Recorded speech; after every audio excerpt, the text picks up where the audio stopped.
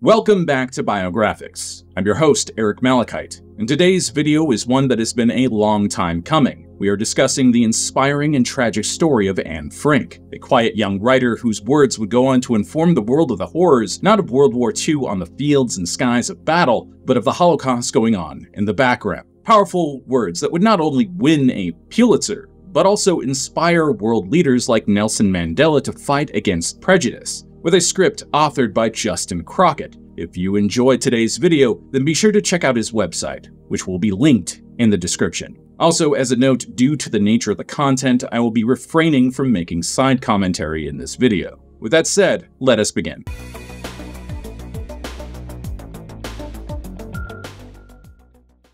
Of all the staggeringly heart-wrenching stories that came out of World War II and the Holocaust, one that has endured the longest is the tale of Anne Frank. During the systematic murder of over 6 million Jews, the German death machine led by Adolf Hitler carried out horrific acts with surgical efficiency. Anne Frank evaded that machine for so long, but her fate was tragically sealed almost from the beginning. Anne Frank was caught up in the middle of this whirlwind during Hitler's rise to power. As a young Jewish girl born in Germany, her family quickly saw what was going down in the country and moved to the Netherlands. There, she began writing the diary that would become a world-famous account of the Holocaust, something that was very necessary to make the whole ordeal personal for people who may not have known the details or scope of what had happened. For over 2 years, Frank and her family hid in a makeshift room behind a bookcase in an Amsterdam building where her father worked.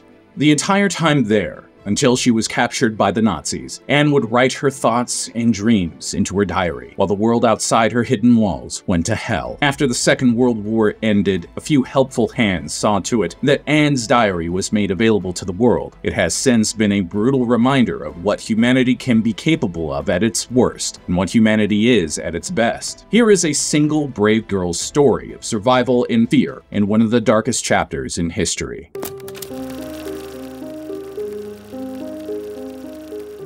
The girl that the world would come to know as Anne Frank was born on June 12, 1929, at a Red Cross clinic in Frankfurt, Germany. Her birth name was Annalisa, and her parents were Edith and Otto Frank, two Jewish folks who didn't necessarily practice all the customs. Her birth home was a little rental in a mixed religious neighborhood on an unassuming street. Otto helped run a bank that his father had founded, and the family lived on 2 floors of the rental house along with Anne's older sister, Margot. It didn't take long before Anne and her family saw what was going on in Germany, with the rise of fascism and Adolf Hitler in the early 1930s. The Nazi party that was eagerly imposing their will on the country elected Hitler as the Chancellor of the Reich. Anne's mother packed the girls up and moved them to a more northern city in Germany, as her father remained in Frankfurt to tie up loose ends, and the family was well aware they weren't long for their home country. The Franks packed their bags and left for Amsterdam in the Netherlands in 1933. When Otto received a job offer that facilitated their move between 1933 and 1939, when circumstances and quality of life for Jewish people in Germany were rapidly deteriorating, around 300,000 Jews migrated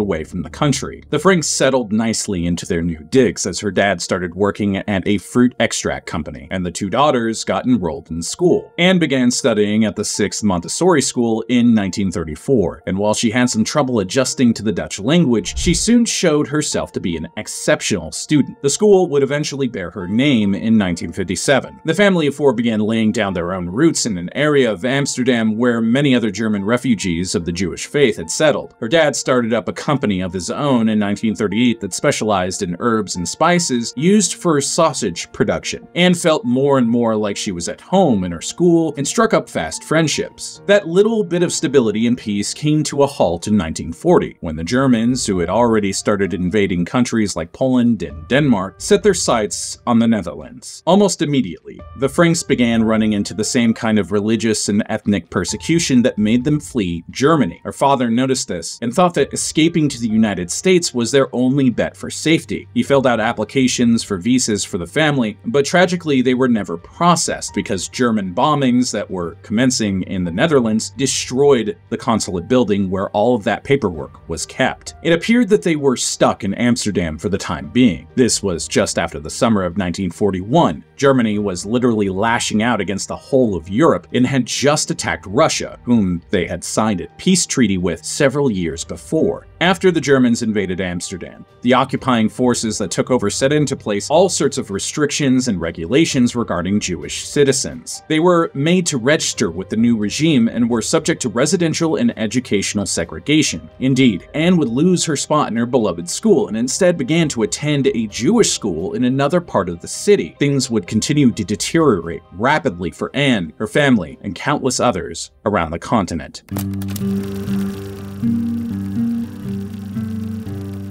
Anne Frank turned 13 in June 1942. One of her presents was a little book with blank pages meant to be used for collecting autographs. It had a small lock on the front of it which inspired Anne to use it as a diary. Yes, that diary. She adorably named it Kitty, and very soon took to filling its pages with all the thoughts and dreams of a teenage girl. Right around the time that she did begin making entries, however, the German occupying forces began the process of deporting Jews out of the Netherlands and congregating them all in various labor camps around Europe. In July of 1942, Anne's parents sensed that they were about to be targeted for their own forced relocation, and Margot actually got her written notice that she was going to be assigned to a work camp. It's likely that the family didn't know the full scale of the Nazis' plans for the Jewish race, as evidenced by little actions like the parents asking neighbors to watch the family cat, or Anne asking friends to look after her possessions. And so it was that the Franks found maybe the most famous hiding spot in history, as they congregated in a side room above the spice company that her dad helped run. The Achterhaus, which was slang for backhouse or secret annex, housed the Frank family in complete secrecy behind a meager bookcase, which concealed the only entrance. Only a few of Otto's most trusted employees knew that they were living inside, because that's exactly what they had to do, live in secret for the next 2 years. Her father's confidants would provide them with food, as well as regular updates on what was going on in the city outside their walls, and the war that was now engulfing the entire world. Their trusted circle kept them safe during routine inspections, which put them in danger of great harm, as any non-Jew that was caught sheltering Jews would surely face the harshest possible sentence. Not too long after setting up their makeshift hideout inside the Achterhaus, they were joined by another family of 3 who were fleeing the Nazis. The Van Pels family irked Anne at first, even if she was briefly happy to have new faces to converse with. She thought they were a bit selfish, took up too much of the already too limited space, and ate too much of the food that was getting increasingly hard to come by. She did take to the 16-year-old Peter after some time, however. While first labeling him as a shy, withdrawn type, she did enter into a sweet teenage romance with him. Peter was her first kiss, but thoughtful Anne did wonder if it was because she was actually attracted to him, or if it was because they were forced to share the same space, and he was the most agreeable of the new tenants.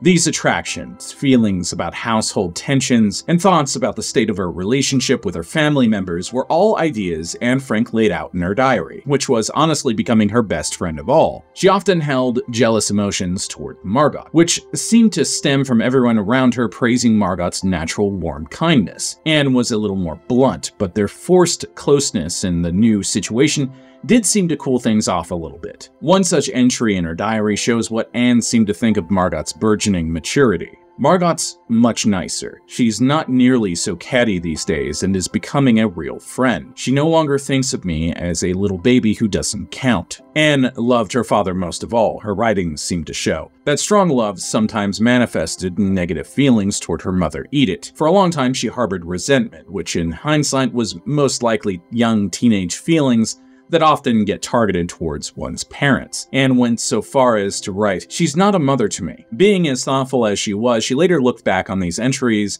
with regret. Cringiness is something that many modern people can probably relate to in regards to their old online posts and diaries. Anne, in her rare times when she wasn't documenting her life, never gave up on her love for education. Months and months passed by until the sequestering just became another routine. But she and her sister prayed for the days when they could return to formal schooling. They both did correspondence courses as much as they could, getting good grades probably due to having all the time in the world to be inside studying. As Anne grew, so did her thoughts and beliefs. From age 12 to 14, an adolescent teen literally screams with change. Anne went from missing her beloved family cat to more complex ideals like questioning humans and the existence of God. She even allowed herself the requisite teenage sexual jokes and musings. Her writing took on a life of its own, so much so that she decided that when she got out of her miserable, secluded surroundings, she would become a journalist. It only made sense, and she had plenty of practice. She confided in her diary that even if she didn't write for a job, she could do it for herself. She had the very mature thought that simply being a wife and mother wasn't all the purpose that she wanted. She desired to have something of her own, a meaning in a world that was making less and less sense every day.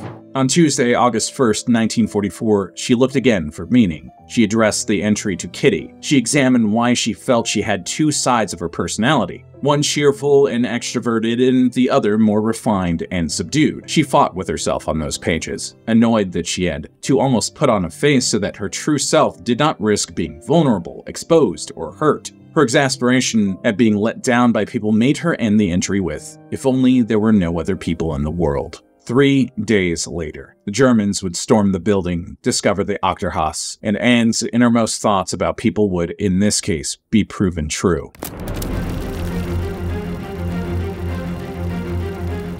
It was the morning of August 4th, 1944, when the police and the notorious German SS force barged their way into the hidden confines that housed the Franks and their few forced neighbors.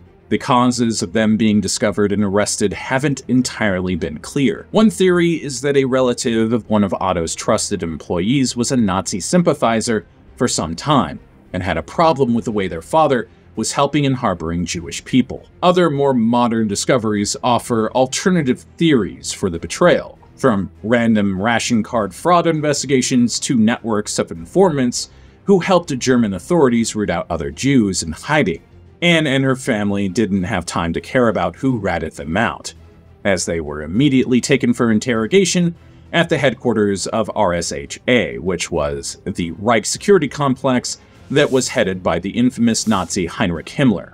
Once the Franks were processed and held overnight, they made a few stops at various prisons before arriving at the Westerbork labor camp. Here, because of their status as criminals who were hiding from the law, they were put in an area of camp that performed more strenuous work as their punishment dictated. Not all of the small team of Otto's employees and friends who tried to keep them safe in their hideout were arrested. In fact, 2 secretaries who aided the Franks during that time came back to the Achterhaus to retrieve a few of the Franks' photo albums. During their quick sweep of the area, they noticed a bunch of pages in Anne's handwriting strewn about. They smartly held on to them, realizing they might have some significance. Anne, her mother and father, and Margot were at Westbork for only about a month before they were put on a fateful train to Auschwitz, the concentration camp in Poland. They arrived at the death camp on September 6, 1944. Otto Frank was immediately separated from the other 3 and deemed fit to work. As was policy at Auschwitz, anyone under the age of 15 was immediately sent to the gas chambers and killed, and Frank had turned 15 just a few months prior, so she, Edith, and Margot were selected to work in a different part of the camp than her father. For all she knew, he was already dead like most of the people who arrived at Auschwitz. Like most prisoners at the camp, she was forced to have her head shaved, and her prisoner number was tattooed on her arm.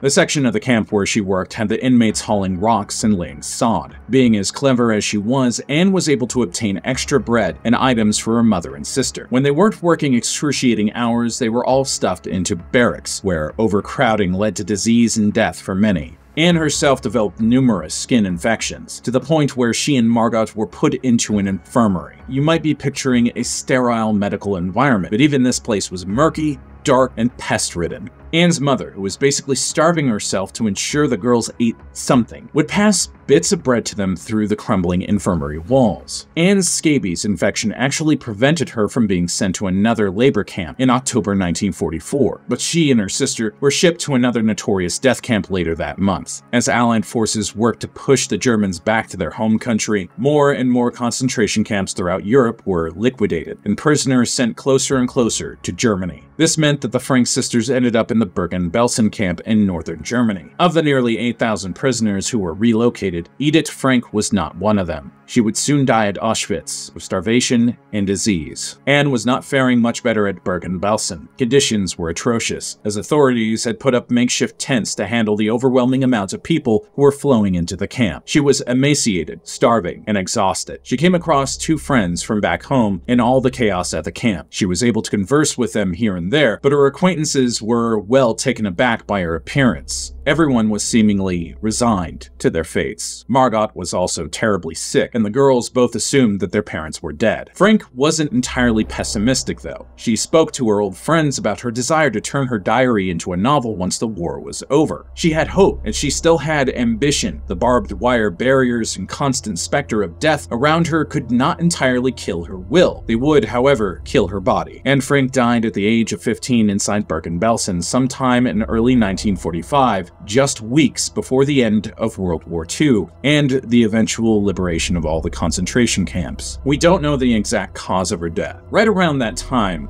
there was a typhus outbreak in the camp that claimed the lives of 17,000 inmates. Margot likely suffered the same fate and preceded Anne in death by 1 day.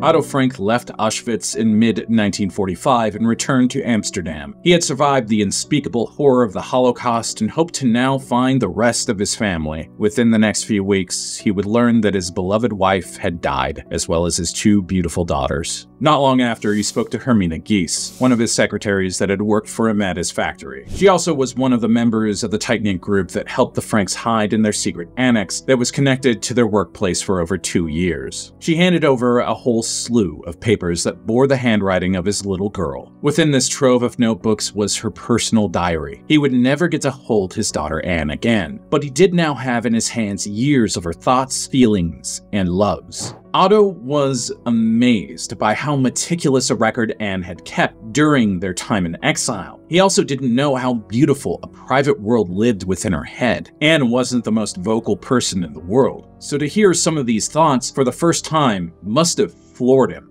She wrote of a time when the radio was on while they were sequestered away, and hearing a man speak of his wishes for the world to hear about what the Dutch citizens had to endure while the Nazis occupied them. He wanted to collect written records to publish when the time was right, and wanted to submit her writing. The world needed a personal account of these times. Anne was excited. She immediately began editing her diary so that it would be more reader-ready, and she never predicted there would be an ending to her story before she could tell more. Otto saw in these entries just how much she had to share with the world, and was heartbroken at the reality that she would never have the chance now. He decided to gather all of her written works while they were in hiding and let her tell her story posthumously. Anne's proud and devastated father handed off all of this work to a historian colleague of his, who tried to publish it. That didn't work out so well, so her husband wrote a short piece about it in the newspaper, which drummed up some interest from publishers in the Netherlands. Eventually, in 1947, the Dutch people had their first version of the Diary of Anne Frank, though at this stage it was simply called Het Achterhuis, another nod to the back house that did its best to keep them safe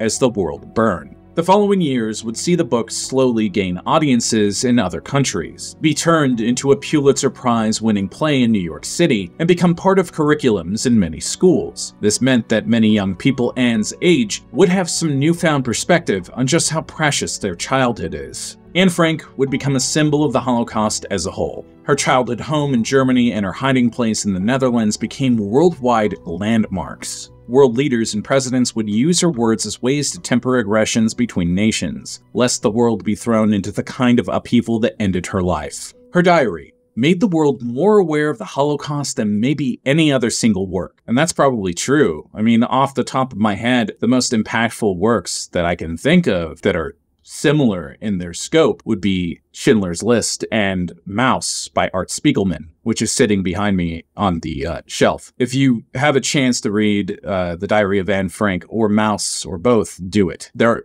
difficult works, but they're important. There's a reason why Maus has won an Eisner Award. Nelson Mandela, the former president of South Africa, may have said it best when he compared her battles with Nazi hatred to his own against the organized racial segregation of apartheid. He remarked that because these beliefs are patently false, and because they were and always will be challenged by the likes of Anne Frank, they are bound to fail.